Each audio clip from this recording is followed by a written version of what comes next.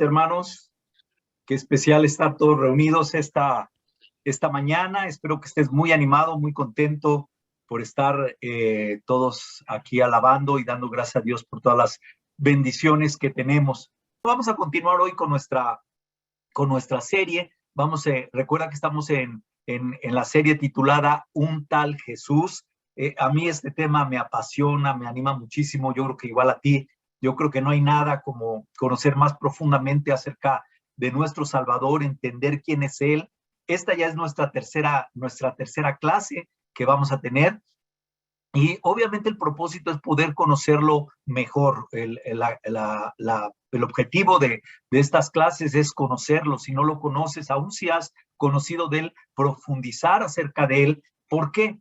Porque estamos conociendo diferentes facetas que Jesús tenía. Ya lo hemos visto como el Hijo, el hombre que Dios envió para darnos la salvación. Lo hemos visto como el misionero, ¿verdad? Que vino a anunciar el mensaje. Y hoy vamos a tener la oportunidad para poder continuar crecer en nuestro conocimiento de él. ¿Por qué? Porque tristemente muchas personas lo conocen por historias erróneas, muchas de ellas por ideas preconcebidas, pero no realmente al Jesús bíblico, al Jesús verdadero. Personalmente yo sentía que conocía de Jesús, pero cuando realmente empecé a estudiar la Biblia me di cuenta que no lo conocía al Jesús bíblico, al Jesús que la Biblia nos habla. Y a veces es retante porque obviamente nos desafía en nuestras ideas, en nuestra manera que tenemos de pensar. Pero recuerda, la palabra de Dios es la única que nos puede dictar y decir cuál es y quién es Él. Por eso hoy vamos a hablar, en la clase de hoy, vamos a tratar el tema de un tal Jesús, el Maestro y Señor. Hoy vamos a hablar esa faceta tan especial, tan increíble de Jesús. Y bueno, vamos a poner todo en manos de Dios. Acompáñame, por favor, a hacer una oración. Padre Dios, Señor Todopoderoso, le damos gracias en esta mañana. Gracias porque nos permite congregarnos, gracias porque nos permite alabarle, gracias porque nos permite tener este tiempo, Señor, para recordar todo lo que usted ha hecho en nuestras vidas y también para que su palabra nos instruya, nos dé dirección, nos fortalezca en todas las áreas que necesitamos ser fortalecidos, pero principalmente Dios nos dé la oportunidad de poder glorificarlo por lo que usted es, entender profundamente ese plan tan maravilloso en el cual usted nos hizo parte y agradecemos tanto poder tener la oportunidad de conocerlo. Bendiga por favor esta reunión, que su Espíritu Santo descienda en cada uno de nosotros, Padre, para que podamos comprender cada escritura que vamos a estudiar, pero principalmente para que nos dé un corazón de obediencia y de amor hacia usted. Utilíceme, Señor, esta mañana, que sea usted el que habla detrás de mí, delante de mí, Señor, para que la palabra sea expuesta en nuestros corazones y podamos ser guiados siempre por usted. Le oramos, le agradecemos todo en nombre de su Hijo Jesús. Amén. Pues vamos a hablar hoy de un tal Jesús, el Maestro y Señor. Y para entender e identificarnos con este Jesús, es el verbo hecho hombre, necesitamos comprender cómo lo veía el mundo, cómo escuchamos de cómo lo llamaban. Y realmente una de las cosas es interesante, en la Biblia vamos a encontrar muchos pasajes de cómo se acercaba la gente a Jesús. Y vamos a encontrar varias ocasiones precisamente el título, como la gente le decía maestro o señor, ¿verdad? Y vamos a ver algunos ejemplos aquí. Acompáñame, por favor. Te voy a poner aquí en la Biblia. Uno de las maneras como se acercaba era acerca del maestro. Aquí vemos en Lucas 18, versículo 18, dice, y cierto hombre prominente preguntó diciendo, maestro bueno, ¿qué haré para heredar la vida eterna? Ya todos conocemos el pasaje de este hombre que sin duda era un dirigente que conocía el Antiguo Testamento, pero se acercó a Jesús reconociéndolo como el maestro y preguntando qué debía de hacer para alcanzar la vida eterna. Otro de los pasajes también muy claros está en Juan capítulo 3, versículo 2, donde dice, es Nicodemo, dice, vino a Jesús de noche y le dijo, Rabí, sabemos que has venido de Dios como maestro, porque nadie podía hacer las señales que tú haces si Dios no está con él. Y aquí recordamos el pasaje con Nicodemo, donde básicamente él se presenta y le dice, lo reconoce como maestro. La otra faceta, y solo te estoy poniendo algunos ejemplos, ¿verdad? Tú puedes estudiar después en la parte del Señor. En Juan capítulo 11, versículo 21, dice, ella le dijo, y Marta dijo a Jesús, Señor, si hubieras estado aquí, mi hermano no habría muerto. Ya conocemos Marta María, las hermanas de Lázaro, ella se acerca, pero fíjate la palabra, ella utiliza Señor, si hubieras estado aquí. Más adelante, ahí mismo en el versículo 27, dice, ella le dijo, sí, Señor, yo he creído que tú eres el Cristo, el Hijo de Dios y el que viene al mundo. Aquí vemos a Marta donde le está asegurando que ella, al decirle Señor, le está diciendo Señor porque yo he creído que tú eres el Cristo. Recordemos que la palabra Cristo en griego significa Mesías. A veces nos vamos solo con la palabra Cristo, pero no la identificamos en el concepto que está en la Biblia, la palabra griega quiere decir el Mesías, el anunciado, el unigénito, que podemos entender más claramente. Y luego, esta misma Marta, fíjate lo que le dice en el versículo 28, y habiendo dicho esto, se fue, llamó a su hermana María, diciéndole en secreto, el maestro está aquí y te llama. Vemos claramente cómo estos pasajes nos dan una idea de cómo los seguidores y la gente llamaba a Jesús, cómo unos lo conocían como maestro y cómo otros lo conocían como el maestro y el Señor, la gran diferencia que hacía y que hoy es el tema que vamos a tratar. Algo muy importante es poder entender la importancia de estas palabras y lo que significan para nosotros. La palabra griegas utilizadas principalmente, por ejemplo, para maestro, se utiliza didaskalos. Esta palabra se utiliza 58 veces en el Nuevo Testamento y tiene varios contextos en el que se utiliza esta palabra, pero principalmente es una persona que enseña, que ilustra a los demás, que da una enseñanza. La otra palabra que se utiliza, que es la que nos interesa mucho, es Kyros. Esta palabra está 748 veces en el Nuevo Testamento y se divide en varias formas. Se utiliza, por ejemplo, hablando del Señor, la supremacía, la autoridad, 682 veces. Hablando como el Señor Maestro, otro tipo, 47. Como título de respeto, simplemente como Señor 13 veces, y como dueño de alguna finca o de algún plantío, se utiliza solo 6 veces.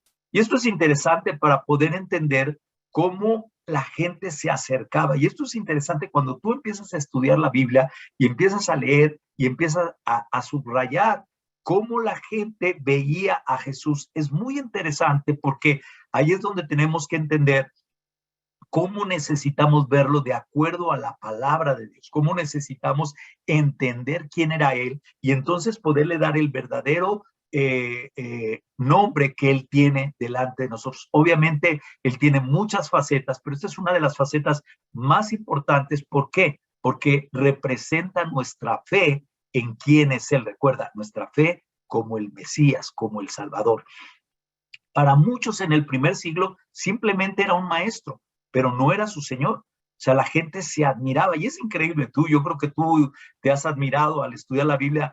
Es impresionante la manera como Jesús enseñaba, como esa forma que él tenía, esa manera de enseñar. La Biblia nos dice que lo hacía con plena autoridad. Vemos sus sermones. A mí me pasó siempre que veo, me lo imagino, cómo él predicaba con esa pasión, con esa entrega, queriendo que la gente entendiera el propósito principal, entendiera cuál era la razón de su mensaje y todo lo que había venido. Por eso hay que conectar todas las clases que estamos teniendo para poder entender verdaderamente quién es el Jesús bíblico. Pero Jesús, algo que deja muy claro, él les afirma en Juan 13, él les afirma muy claramente, si ustedes me llaman maestro y señor, les deja claro, porque así es como le decían, y él afirma, y dicen bien, porque lo soy. O sea, él no negó, sino al contrario, estaba poniendo la convicción profunda, cuál es la verdadera visión que tenían que tener los discípulos y sus seguidores para Jesús. Y él les dice, ustedes me llaman maestro, Señor, y tienen razón. ¿Por qué? Porque sí lo soy. ¿Y qué nos hace pensar todo esto? Bueno, tristemente, para mucha gente en el primer siglo, tanto como hoy para nosotros, Jesús es simplemente un maestro, es simplemente alguien al quien admiramos, eh, pero no como lo que Él quiere ser, sino Él quiere que nosotros veamos que Él es maestro y Señor. Pero para que sea nuestro maestro y Señor, necesitamos reconocer esa parte importantísima que es donde Él dice, ustedes me llaman maestro, Señor, y tienen razón porque lo soy. No hay duda, la gente reconoce la forma y algo que impresiona al estudiar la Biblia es la manera como Jesús enseñaba, por eso la gente lo reconocía como el maestro, pero no lo reconocía como su Señor. ¿Por qué? Porque no basta con escuchar un mensaje, hay que responder al mensaje. Y esa era la clave principal de lo que Jesús hizo. Jesús enseñó de muchas formas. A mí me impresiona cómo Jesús enseñó de muchas maneras a diferentes audiencias. Sin duda, entre sus audiencias podemos encontrar gente muy lustrada, gente muy sabia, eruditos de la época, sabios, profesionales, aunque la mayoría de sus oyentes también fue gente de pueblo, amas de casa, pastores, artesanos, comerciantes, pescadores y hasta los niños. Sabemos cómo todo tipo de audiencia había o Jesús llegó a ellos en cada una de ellas. Y es impresionante porque así como así como predicaba multitudes, también lo hacía de manera individual, de manera personal. Hubo quienes tuvieron la gran oportunidad de tener una plática profunda directamente con Jesús y otros obviamente dentro de todas las multitudes. Pero algo que tenemos que entender en todo este contexto es que Jesús fue mucho más que un buen orador, como lo veían mucho, fue el gran profeta, él hacía ese trabajo de comunicar lo que un profeta hacía, era el poder hablar en el nombre de Dios. Pero la gran diferencia es que él era el Hijo de Dios y era lo que principalmente tenía la gente que entender en el primer siglo, como tú y yo tenemos que entender hoy, que dentro de todo lo que Jesús ha hecho, lo más increíble, el plan perfecto de Dios es que Él es el Cristo para que nosotros podamos rendirle pleitesía a Él y Él se vuelva nuestro Señor en nuestras vidas. Fíjate aquí en esta escritura, en Juan 17, versículo del 1 al 3, dice, después de que Jesús dijo esto, se dirigió la mirada al cielo y oró así, Padre, ha llegado la hora, glorifica a tu Hijo para que tu Hijo te glorifique a ti, ya que le has conferido autoridad sobre todo mortal para que Él les conceda vida eterna a todos los que le has dado. Y esta es la vida eterna, que te conozcan a ti, el único Dios verdadero, y a Jesucristo, a quien tú has enviado. Fíjate qué radical en su oración cuando Jesús está orando al Padre y le está diciendo, glorifica a tu Hijo para que tu Hijo te glorifique a ti. Y él deja muy claro cuál fue el propósito. Dios le confirió toda la autoridad. Recordemos, Jesús, como vimos en la primera clase, es el Hijo de Dios hecho hombre, que vino a la tierra en nuestra forma, que siente como su humanidad perfecta, así como su divinidad, tenemos que entenderla claramente. Pero Dios derramó en Jesús toda autoridad sobre todo mortal con un solo propósito, para que pudiéramos obtener la vida eterna. Y Jesús, al orar a Dios, deja muy claro, y la vida eterna consiste en que te conozcan a ti, al único, no hay más, el único Dios verdadero, y a Jesucristo, a quien tú has enviado.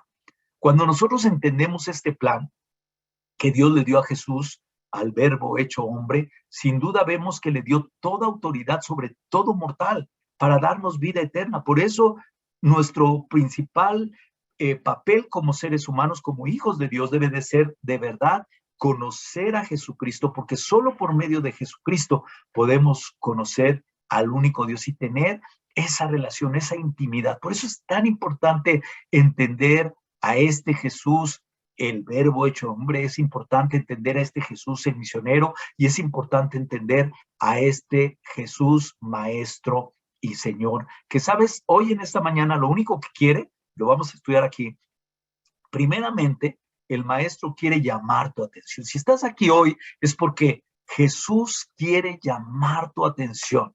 Fíjate lo que dice Mateo 13, versículo 13. Y esto es como una representación de todo lo que la Biblia nos habla y nos enseña. Dice, ese mismo día salió Jesús de la casa y se sentó junto a un lago. Era tal la multitud que se reunió para verlo que él tuvo que subir a una barca donde se sentó mientras toda la gente estaba de pie en la orilla y les dijo en parábolas muchas cosas como esta. Un sembrador salió a sembrar y ahí podemos continuar leyendo. Y fíjate qué increíble cuando podemos ver, entender primero, qué increíble era poder escuchar a Jesús. Yo no sé qué hubiéramos dado, ¿verdad? Para estar ahí, poder escuchar a Él. Si al leer la palabra llena tanto, nos inspira tanto, nos confronta tanto, qué increíble debió de haber sido estar en forma presencial en un sermón con Jesús.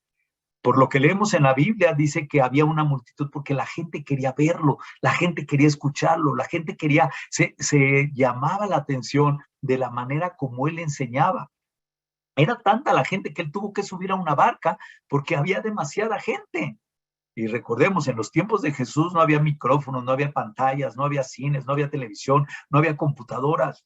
Jesús fue un excelente comunicador. ¿Sabes por qué? Porque Jesús conocía profundamente el alma humana, conocía las necesidades, conocía las angustias, conocía las aspiraciones, conocía los deseos.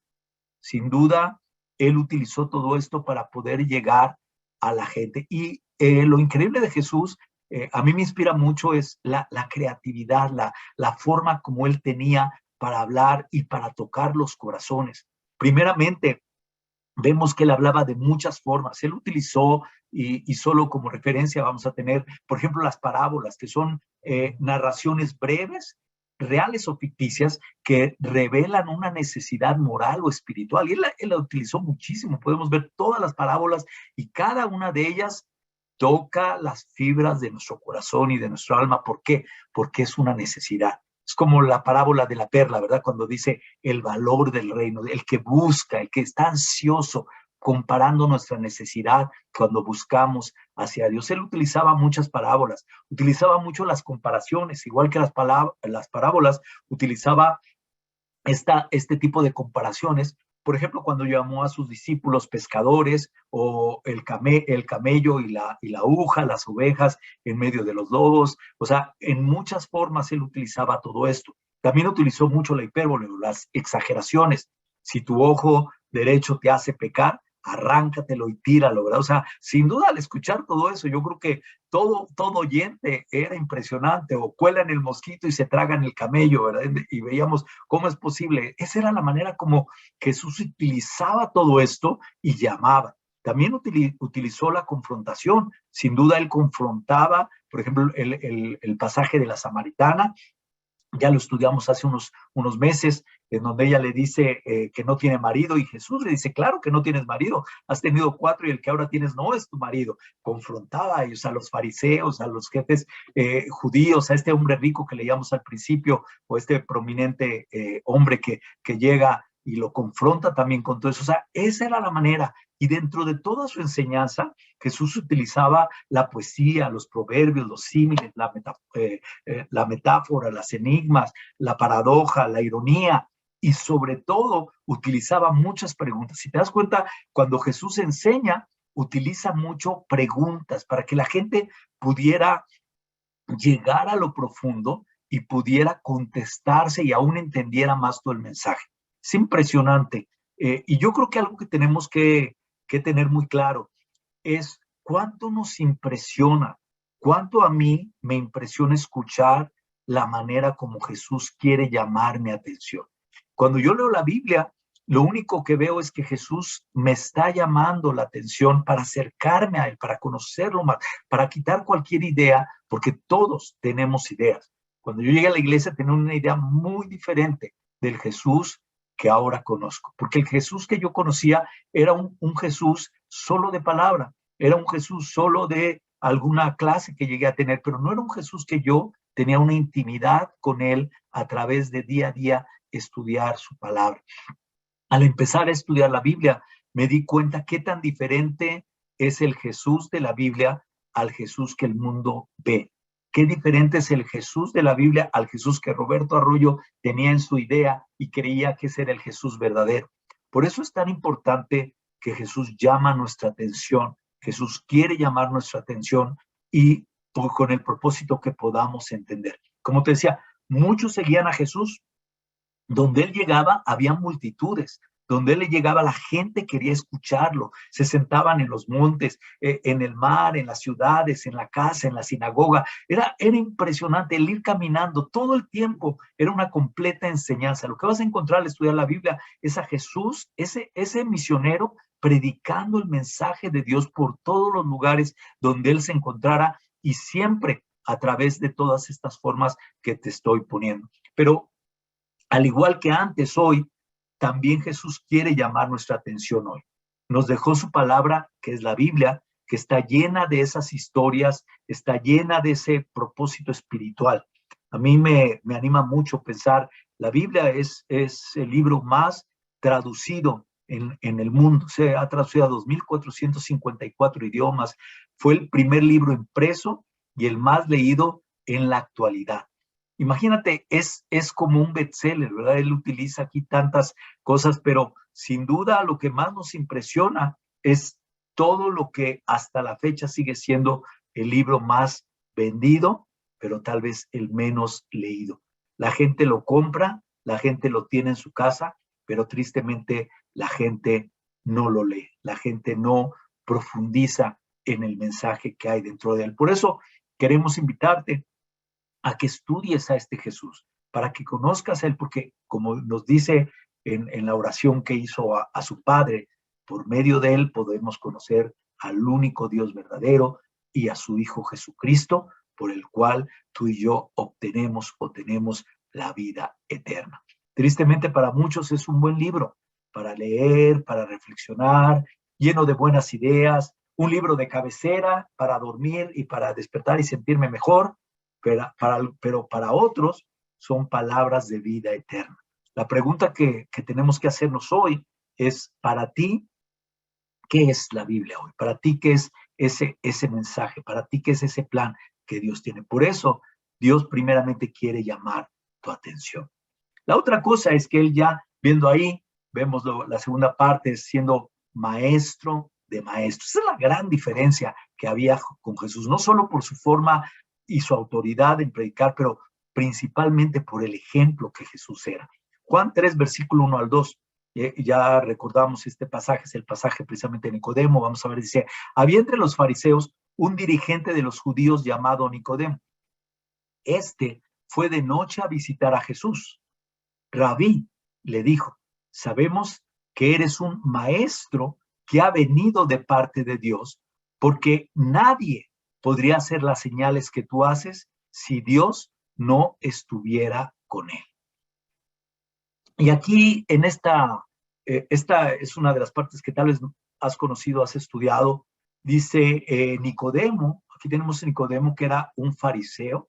Nicodemo era uno de esos miembros del concilio del Sanedrín. Recuerda, el Sanedrín era el conjunto o el concilio de hombres que dictaban y ayudaban por su conocimiento, por todo lo que conocían del Antiguo Testamento. Sin duda, Nicodemo era un erudito, era un maestro de la ley, y él se acerca a Jesús, el cual había llamado su atención.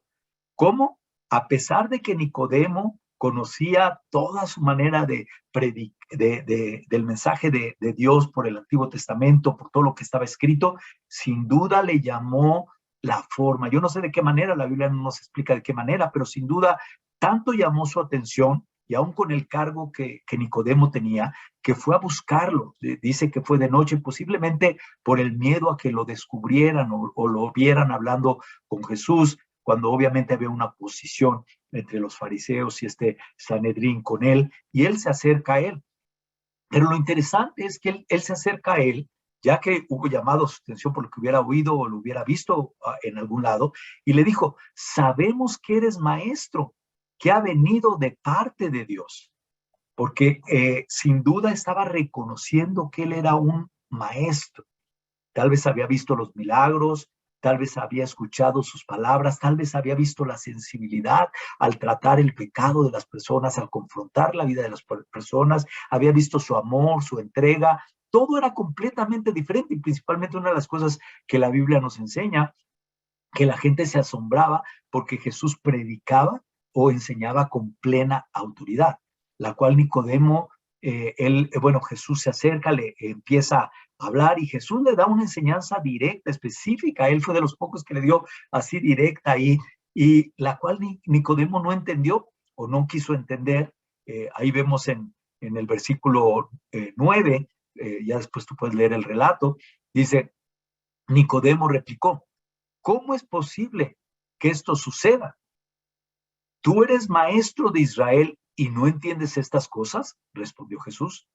Te aseguro que hablamos de lo que sabemos y damos testimonio de lo que hemos visto personalmente. Pero ustedes no aceptan nuestro testimonio. Si les he hablado de estas cosas terrenales y no creen, entonces, ¿cómo van a creer si les hablo de las celestiales? Nadie ha subido jamás al cielo, sino el que descendió del cielo, el Hijo del Hombre.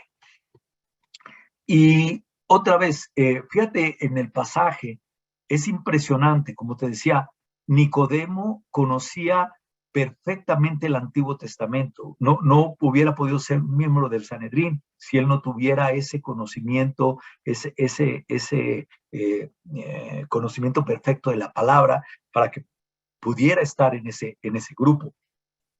Sin embargo, él no entendió lo que Jesús le decía, que es precisamente lo que el Antiguo Testamento enseñaba y quién es Jesús.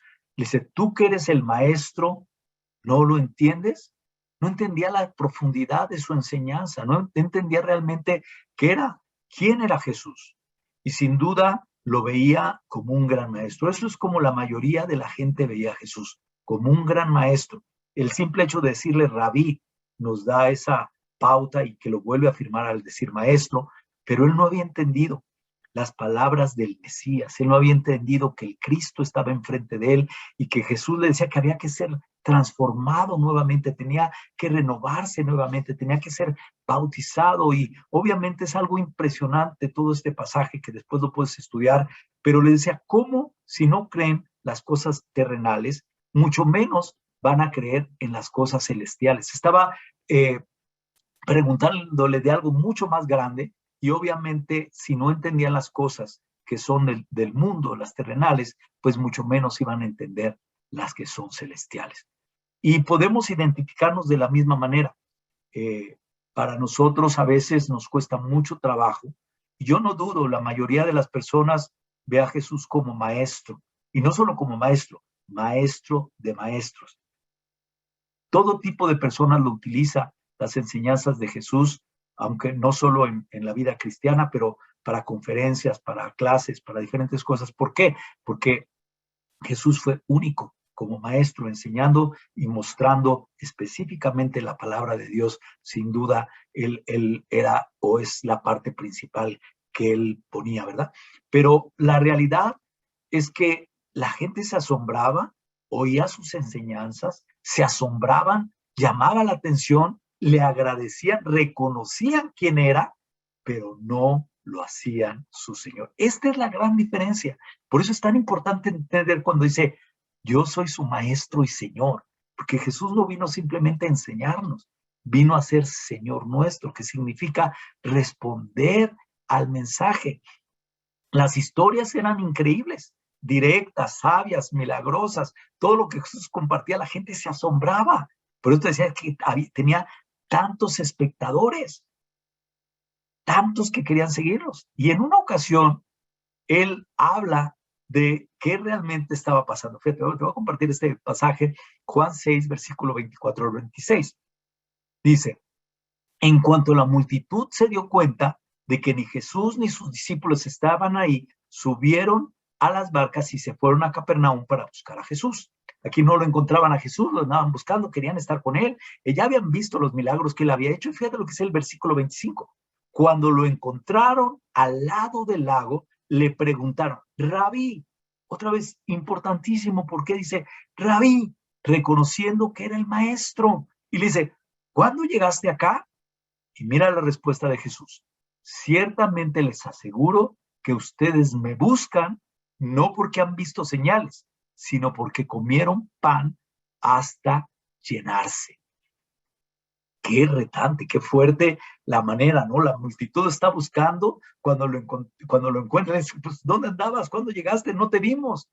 Y Jesús expone directamente. Les dice, ustedes, esta multitud que está aquí, no sigue porque han entendido mis enseñanzas, no siguen porque han entendido las señales que he hecho para mostrarles quién soy, el Hijo de Dios, sino más bien ustedes me buscan porque comieron hasta llenarse. Literalmente estaba hablando y después les da toda una enseñanza acerca del pan de vida, quién es Él, que Él es el único que nosotros tenemos ese pan que nos da la vida eterna, ¿verdad?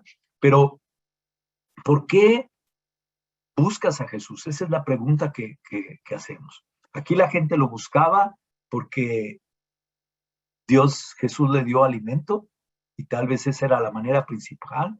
¿Cuál es la razón? Muchas veces, tristemente igual, tal vez no por comida, pero buscamos para sentirnos bien, para que algo calme nuestras conciencias.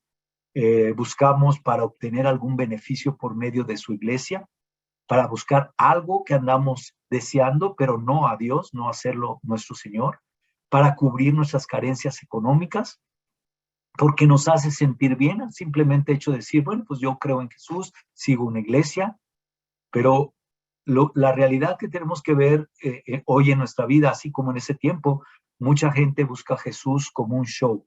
Las multitudes se acercan y es increíble cuando estás en la multitud y el ambiente y a veces los shows de milagros que ves ahí, pero la realidad es que todo eso que Jesús estaba diciendo es que pocos realmente querían hacerlo. Esas multitudes que lo seguían no querían, era simplemente un maestro que les proveía algo que ellos querían, pero no el maestro que era su Señor.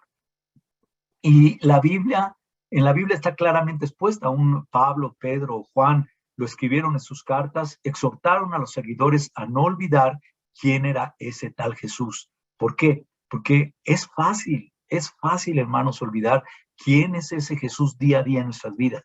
Dice Colosenses 1:18, una realidad principal de la cristología en toda la Biblia que vemos.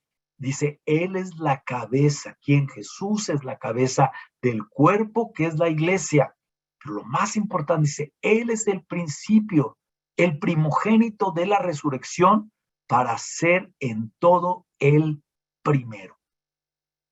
Esta escritura, junto con todas en Hebreos, nos habla acerca de Jesús siendo creador de la creación, siendo Él parte de, y en todo, para que Él llegara a tener el primer puesto. Entonces, el plan de Dios era que a través de Jesús, Él iba a hacer un nuevo pacto, ese pacto que tú y yo hoy podemos tener a través de la sangre y del cuerpo de Cristo Jesús, en el cual Dios puso a Él para ser el primero en todo.